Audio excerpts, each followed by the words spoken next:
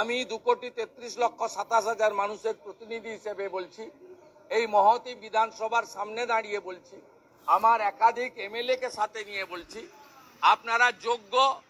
এটা 44 নম্বর প্যারাতে বলে যাওয়া হয়েছে।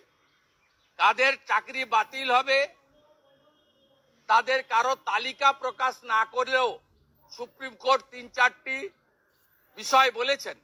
তাতে 1 নম্বর হচ্ছে যে ওমার কুড়িয়ে দিয়েছিল পার্থ চ্যাটার্জি, এসপি সিনহা, সুবীরেশ বাবুরা, সেই মনীষ জৈনরা, সেটাকে সিবিআইর যে সিট হয়েছিল তারা একটা এক্সট্রাঅর্ডিনারি গুড জব করেছে। এক্ষেত্রে সেই সিট সেই সমস্ত গাজিয়াবাদ থেকে পুনরায় ওএমআর বের করেছেন।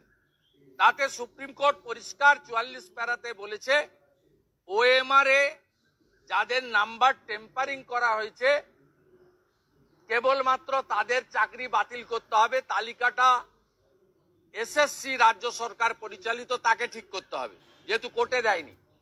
এবং প্যানেলের মেয়াদের পরে একটা প্যানেলের মেয়াদ থাকে, এসএসসির রুলস ভায়োলেশন হয়েছে।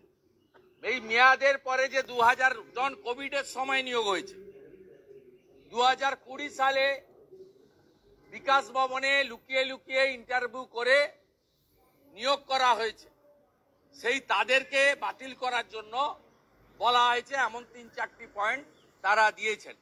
তাই যোগ্যদের ক্ষেত্রে আমি মনে করি কোনো সময়সীমা নেই, তাদের চিন্তার এই মুহূর্তে কোনো কারণ নেই। তাদের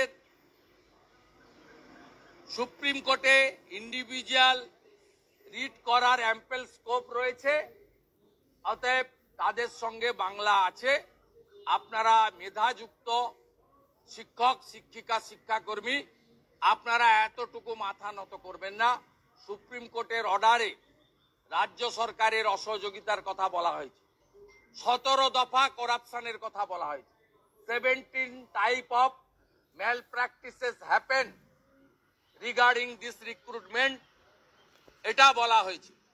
আমরা সবাই চাকরি যাক, এটা কারোর চাইনি, চাইব না, অযোগ্য ছাড়া।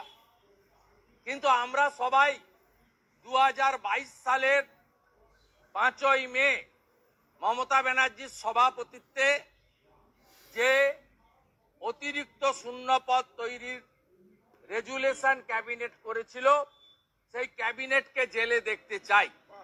3000 চাকরি রিক্রুটমেন্টের জন্য যদি হরিয়ানার প্রাক্তন মুখ্যমন্ত্রী প্রয়াত ওম প্রকাশ চৌটালাকে 5 বছর তিহার জেলে কাটাতে হয়, 2022-এ 5ই মে তদানীন্তন ক্যাবিনেট মিটিংয়ে উপস্থিত থাকা সব মন্ত্রী এবং হরিকৃষ্ণ দ্বিবেদী chief secretary, education secretary Manish Jain, finance secretary তদানীন্তন মনোজ পন্ত, এদেরকে জেলে দেখতে চায় বাংলা।